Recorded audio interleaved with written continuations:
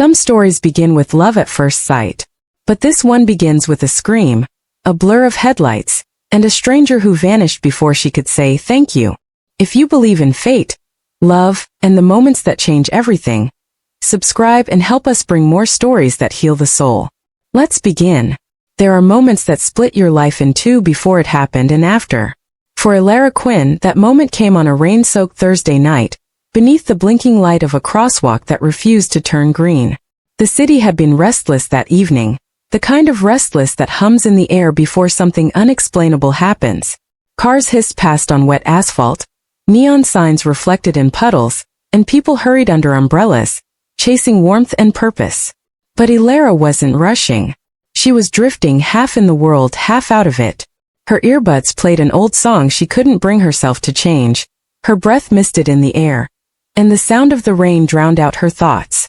It had been months since she'd spoken to her mother, weeks since she'd gone to work, and days since she'd eaten something that wasn't instant noodles or leftover takeout. The city lights blurred like watercolor, and she didn't even notice the car turning the corner too fast. It happened in an instant. A flash of white headlights, a screech of brakes, and then a hand. Someone pulled her back. Hard. Elara stumbled, falling into the chest of a stranger who smelled faintly of rain and coffee. The car missed her by inches, skidding into the curb before vanishing into the storm. The stranger's arm stayed around her, steadying her trembling body. Hey, are you all right? The voice was deep, calm, yet urgent. The kind of voice that pulls you out of chaos before you realize you're drowning in it. She looked up, her breath caught in her throat. All she saw was a man, maybe in his early 30s, tall, wearing a dark coat soaked through from the rain. His eyes, she'd remember them for the rest of her life. Sharp storm gray, filled with something unspoken. Not concern exactly, but recognition. She stammered, her lips trembling. I didn't see. I know, he said softly. You almost didn't get another chance to. He smiled faintly, that kind of sad smile people wear when they've seen too much of life. He stepped back as if to leave, and in that second Elara realized she didn't even know his name. Wait, she called. You. But he was already gone. He turned the corner, disappearing into the rain, leaving her standing under the flickering streetlight with her heart pounding like a warning bell. That night Elara couldn't sleep. She replayed it over and over, the sound of tires screeching, the warmth of his hand gripping her arm, the brief flash of his face in the storm. Every time she closed her eyes, she saw those gray eyes staring back, as if they were trying to tell her something she couldn't yet understand. By morning, she convinced herself it didn't matter. He was just a stranger, a face in a city full of them. And yet, something about that night felt different. The following days blurred together in slow motion. Elara lived in a small apartment above a laundromat on the east side of the city, the kind of place that smelled like detergent and distant dreams. Her walls were covered with unfinished sketches and forgotten photographs. Before the world had dulled her spark, she had been a photographer, the kind who chased light like it was holy. But after her father passed away last winter, she put her camera down and hadn't touched it since. That morning, she found herself digging through an old box in the corner of her apartment. Inside were faded photos, people in motion, faces half caught by the lens, moments stolen from time. But one photo stopped her. It wasn't hers. She didn't remember taking it. It was of a man tall, walking through the city square at dusk, his head slightly turned as if he'd just heard his name. The light hit his face perfectly, freezing a fleeting expression, calm but searching. He looked like the stranger from the crosswalk. Her breath caught. She held the photo closer. Could it be him? The same sharp jawline, the same storm gray eyes. But how? She had never seen him before that night. A strange feeling washed over her, part fear, part curiosity, and part something she couldn't name. It was as if fate had quietly stitched this man into her story long before she'd realized it. That afternoon she went back to the same crosswalk. The rain had stopped, but the puddles still shimmered with city lights. She stood there for a long time watching people pass, none of them him. A busker played an old violin under the subway entrance nearby. The melody was haunting, almost familiar. Elara found herself lost in it, and when she finally looked up, she saw him across the street. Same coat, same walk, Same quiet energy, like he existed half in this world and half somewhere else. Without thinking, she started toward him, weaving through the crowd. But just as the light turned red, he stepped onto a bus and disappeared again. All that was left was the echo of his footsteps, and her own heartbeat racing against the sound of the city. The city moved like it always did, impatient, unbothered, alive. But once you've been saved by someone you can't forget, the city changes shape. To most it's just steel and glass.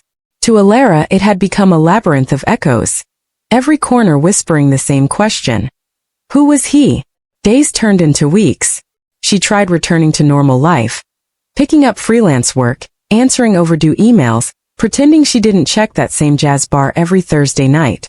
But the truth was she was haunted, not by the accident but by him. His voice, his eyes, that quiet steadiness that had cut through the chaos. All of it lingered like a melody she couldn't stop humming. Some nights she dreamt of him standing under a streetlight, holding a camera, not hers but an old one like the kind her father used to use. In those dreams he would lift the camera, take a picture, and whisper something she could never quite hear before she woke up. And every morning she woke with that same ache in her chest, the kind that only fate can cause. One evening, unable to shake the feeling, Elara returned to the jazz bar Greylight. This time she arrived early, her heart thrumming like a nervous drum. The bartender recognized her. "You're the photographer, right?" he asked, polishing a glass. Elara blinked. "I what? You came last week. You left that notebook on the counter." He handed her a small leather notebook. It wasn't hers, but when she opened it her heart nearly stopped. Inside were music notations, scribbled lyrics, and between them sketches of the city. The handwriting was neat, deliberate, and at the bottom of one page was a name. Adrian Morrow. Her pulse quickened. The initials M. That night she couldn't sleep again. She searched for his name online. There were few traces: an old article about a local guitarist who used to play at charity events, a social media page abandoned years ago, and a mention in a memorial fundraiser for a small community center downtown.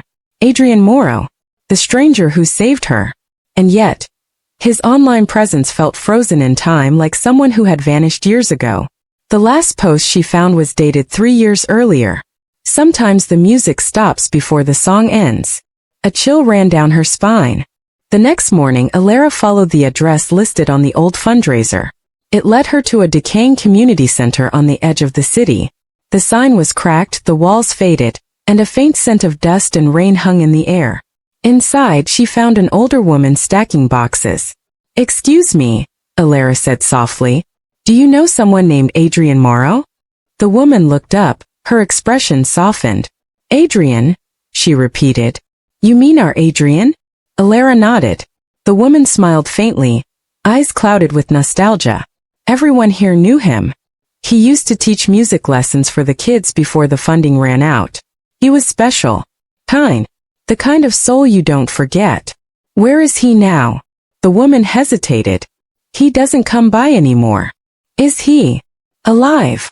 The woman sighed. Last I heard, yes. But after his brother passed, he disappeared. Stopped performing. Stopped teaching. Some say he left the city. Others say he still plays somewhere at night, like a ghost that never stopped singing. A shiver went through Elara. She thanked the woman and stepped back outside. Rain had started to fall again, soft and hesitant. Walking home, she thought about the word ghost. That's what he felt like, someone half-living, wandering between what was and what could have been. She stopped by a cafe to escape the rain. The walls were covered with photographs, old black and white portraits of city streets, markets, and people caught mid-laughter. One photo caught her eye. It was of a young boy playing guitar under a bridge. In the corner of the photo was a reflection, a woman taking the picture. The photographer's name below read, Evelyn Quinn, her mother. Her hands trembled. She pulled the frame closer, and there in the photo's background, barely visible through the light, was a young man who looked unmistakably like Adrian. The photo was dated 1998, long before Elara was born. She rushed home and dug through her mother's old photo boxes. Dozens of prints scattered across the floor, her parents, the city skyline, countless nameless faces. Then in one of the envelopes she found it, the same cafe photo but unedited. And there, clear as day, her mother's handwriting on the back. The boy who plays for the Lost, Adrian M. Her chest tightened. It didn't make sense. If that photo was from 1998 and Adrian looked the same now, how could that be? She stared at the name again, the looping cursive. Her mother had known him. The next day, Elara visited her mother for the first time in months. Her mother, Evelyn, lived in a quiet apartment filled with books and silence. She was surprised to see her daughter at the door. "Elara," she said softly, "it's been a while." Elara didn't waste time. She placed the photograph on the table. "Mom, who is this man?" Evelyn's eyes flicked to the photo, and for a moment her face went pale. She sat down slowly, fingers trembling slightly. "Where did you find this?" "In your old box. You wrote his name, Adrian M. You knew him, didn't you?" Her mother hesitated. "Elara, there are things you don't understand. Then help me, please." Evelyn took a long breath, her voice lowering to a near whisper. "He used to play at the park near your father's studio. Back then I was just starting out as a photographer. I remember him vividly, quiet, always wearing that same gray coat, always playing the same song." "What song?" Evelyn's eyes grew distant. "The one he wrote for the woman he saved." Elara froze. "What do you mean, the woman he saved?" Her mother looked away. "A long time ago there was an accident. He pulled someone out of a burning car. She didn't make it, but her last words were, 'Thank you for saving me.' He disappeared after that night. Everyone thought he left the city, but every few years people swore they'd seen him.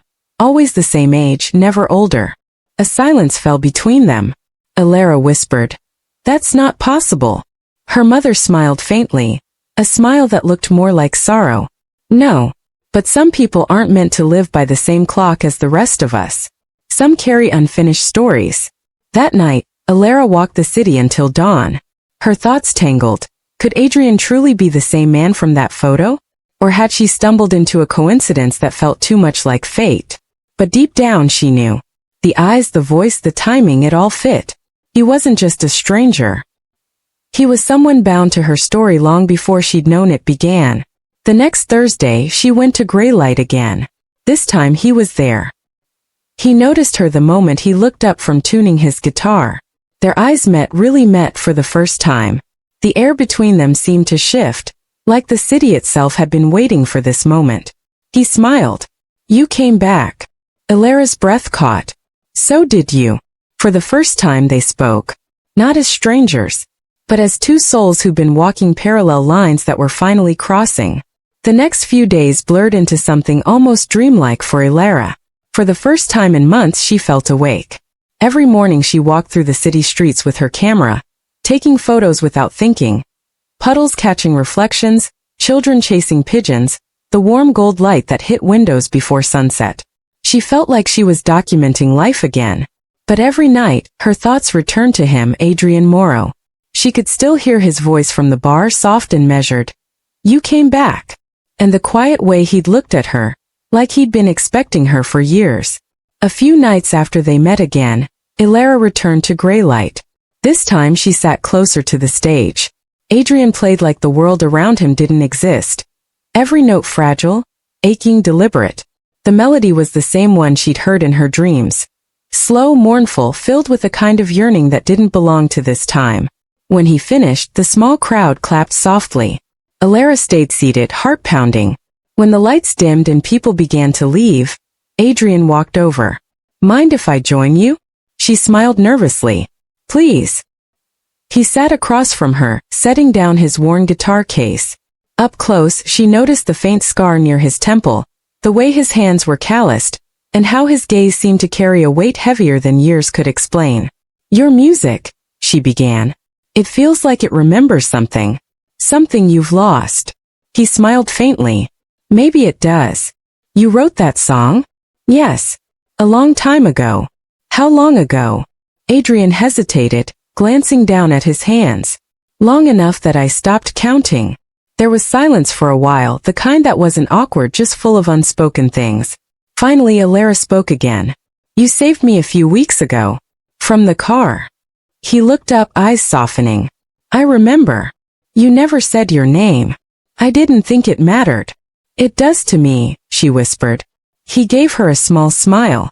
Adrian. I know, she said quietly. I found your notebook. Something flickered in his eyes, surprise, maybe even fear. You shouldn't have, he said softly. Why? Because it makes you real. Adrian leaned back, studying her face. Real is complicated. Later that night, they walked together under the city lights. The rain had stopped, leaving the streets glistening with reflections of amber and blue. Do you ever feel, she asked, like you've been here before? Like the city remembers you? He chuckled, a sound both warm and sad. Sometimes. I think we all haunt the places we've loved. And you loved this city? Once, he said. Before I lost her. Elara frowned. Her. Adrian nodded slowly. Someone I couldn't save. Years ago. She stopped walking. The woman from the accident? He didn't answer. He didn't have to. The silence between them said everything. When she returned home that night, she couldn't shake the feeling that something wasn't right. She spread out the photographs across her floor again. Her mother's old photo, her recent shots, and the picture of him she'd once found in that forgotten box. When she laid them side by side, she saw it. The same coat, the same face, unchanged. The timestamp spanned decades. Now, not older, not different, the same. She pressed her palm to her chest. Her heart raced. What are you, Adrian? She whispered. The next evening, she returned to the community center. It was empty now, the windows boarded, the lights off. But when she pushed the door, it creaked open. Inside, dust floated like snow. She found an old wall of photographs, memories of smiling children, volunteers, music nights. And there, pinned among them, was one black and white image. Adrian, standing on the same stage she'd seen him play on weeks ago. Only this photo was dated 20 years ago. Beneath it, a caption. Adrian Morrow, in memory of a soul who never stopped giving. Her throat tightened. In memory of. She read it again, her pulse quickening. No, it couldn't be. She stumbled back, her mind spinning. How could someone who died 20 years ago pull her from an oncoming car? That night, she sat by her window, unable to sleep. The rain fell steady outside, painting the glass with thin silver lines. Her phone buzzed. A message. Unknown number. Meet me where it began. She stared at the text, heart hammering. There was no name. But she knew. The crosswalk. It was past midnight when she arrived. The city was quiet, the kind of quiet that feels suspended in time. The same flickering streetlight hummed above, and the same soft drizzle fell from the clouds. He was there. Standing on the opposite side of the street, hands in his pockets, waiting. Elara's voice trembled. You're not supposed to be real. Adrian smiled sadly. Neither was that night. She stepped closer. You died. His eyes met hers. Once. But not completely. She shook her head. That doesn't make sense. He looked up at the rain as if it helped him think. The night I died, I was on my way to meet someone. A woman who wanted to thank me for saving her life. I never made it. Her breath caught. The woman my mother photographed. He nodded. Evelyn Quinn. She was there when it happened. The world seemed to tilt. Her mother. He continued softly. She was the last person who saw me alive. But I didn't disappear. Not really. I stayed here. The city wouldn't let me go. Why? Elara whispered. Because some debts of fate don't balance easily. The wind carried his words through the night. Adrian stepped closer, his eyes reflecting the city lights. That night, the car that almost hit you, it wasn't coincidence, Elara. The moment I saw you, I knew. I'd seen you before. You were the girl Evelyn used to bring to the park when she took photos. You were barely old enough to walk. Elara felt tears sting her eyes. You saved me twice. Adrian smiled faintly. Maybe it was the same moment stretched across time. She swallowed hard. Why tell me this? Because I can't stay much longer. Her breath hitched. What do you mean? The city only keeps me while I have something unfinished. You were it, Elara. The night I died, I was meant to meet your mother, to return a photograph she'd given me. I never did. When I saw you that night, it felt like time was giving me one last chance to finish what I started. Elara's voice cracked. You're not supposed to disappear again. He smiled softly, brushing a strand of wet hair from her face. We never really disappear. We just change shapes. Lightning flashed above them, illuminating his face, calm, peaceful, and already fading. Elara reached out, but her fingers passed through him like mist. No, she whispered. Not yet, please. Adrian's voice was soft, like the echo of rain on glass. Keep your camera close. The world needs people who still see beauty in it. That's how you save me now. And then he was gone. The streetlight flickered once, twice, and steadied. The crosswalk turned green. And Elara stood alone, her camera hanging from her neck, rain running down her cheeks like tears she hadn't realized were falling. The city was quieter in the weeks that followed. Not because it had changed, but because she had. The noise didn't feel so loud anymore. The streets didn't feel so lonely. Every raindrop, every flickering light, every corner she used to pass without noticing, now felt alive. Like it was all whispering to her. Elara had begun taking photographs again. Not for clients, not for deadlines, but for herself. For the quiet moments she used to miss. She captured the way strangers smiled at each other in the subway. The way the sunrise painted the skyline gold. The way the rain made reflections look like alternate worlds. And sometimes when she developed her photos she swore she could see him. A blur of a coat in the background, a glimmer of gray eyes through the glass. But when she looked again it was gone. It had been exactly 1 month since that night. Elara walked to the same community center. The one that had been closed for years. But now it was open. Renovation signs hung outside, workers moving about, laughter filling the air again. She asked one of them, "Who reopened this place?" The man replied, "Some anonymous donor. No one knows who. Money just showed up with instructions. Restore it and keep the music alive." Elara smiled faintly, her heart tightening. She stepped inside. The hall smelled of paint and memory. On one wall a new mural had been painted. A man holding a guitar, surrounded by children, sunlight breaking through clouds. She knew that face. Adrian. Below the mural was a single line of text. Dedicated to those who save others without asking to be remembered. Her eyes filled with tears. That night, back in her apartment, Elara sorted through her recent photographs. She'd been meaning to create a small gallery. A collection titled City of Echoes. But one photo caught her off guard. She didn't remember taking it. It was of her, standing under the streetlight at the crosswalk, rain falling, looking upward as if searching for something. The shot was perfect, too perfect. Her heart skipped. She checked the file details.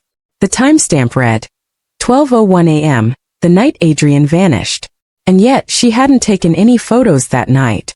Her breath trembled as she looked closer.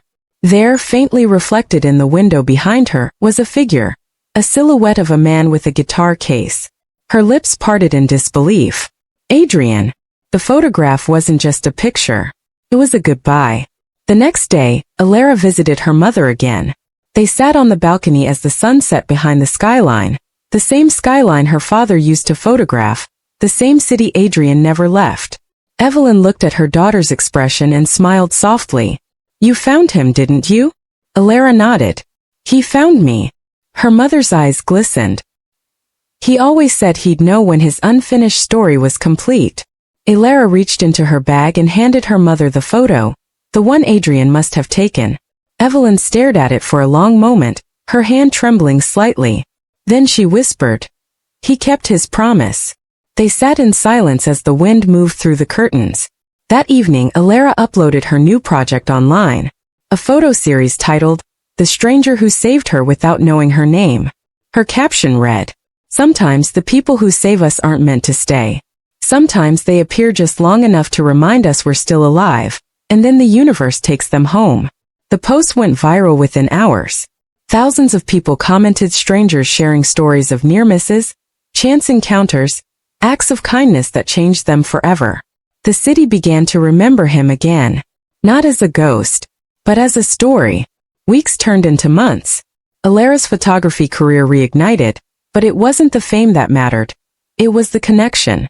People would stop her in the streets and tell her how her photos made them feel something again. And sometimes when she walked home late at night, she'd pass the old crosswalk, the same one that changed everything. Every single time the streetlight flickered once, twice, and steadied. as if saying hello. And sometimes, just before it turned green, she could almost hear the faintest sound of a guitar string being tuned. Fate doesn't always bring people together to stay. Sometimes it brings them together so one can remind the other what it means to live. And if you listen closely, through the rain, through the noise, through the heartbeat of the city, you'll realize that some strangers never truly leave. They just live on in the stories they leave behind. And don't forget to like, share and subscribe for more videos.